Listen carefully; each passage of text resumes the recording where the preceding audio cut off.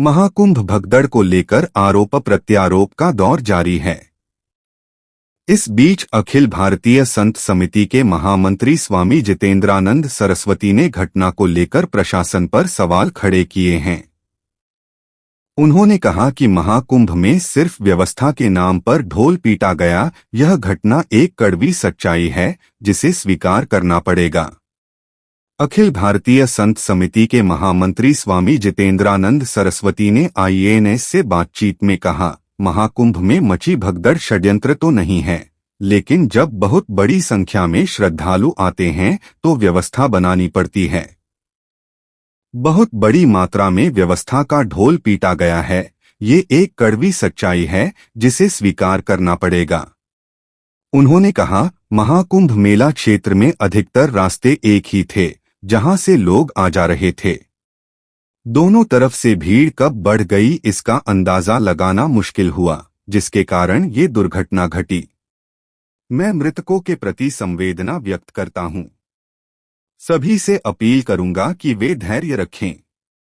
उन्होंने महाकुंभ के 144 साल के बाद होने वाले सवाल पर कहा, ये बस एक प्रोपेगेंडा है, इससे हिंदू समाज का बहुत नुकसान हुआ है। इसी के चलते बहुत बड़ी संख्या में फर्जी ज्योतिष आ गए हैं, वे सिर्फ टीवी चैनल पर बैठकर बकवास करते हैं।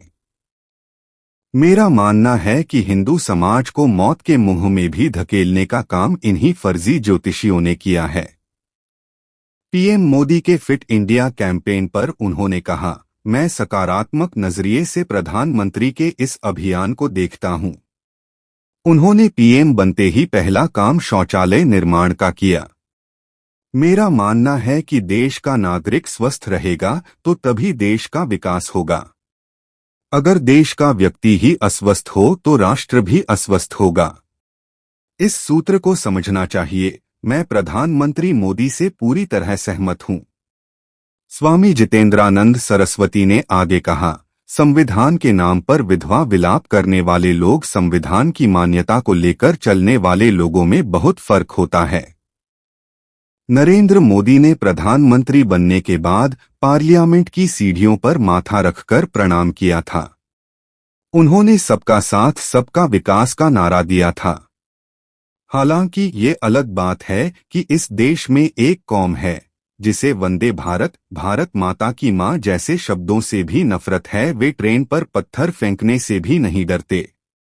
इसलिए सबका विश्वास वाला विषय थोड़ा विफल हुआ है।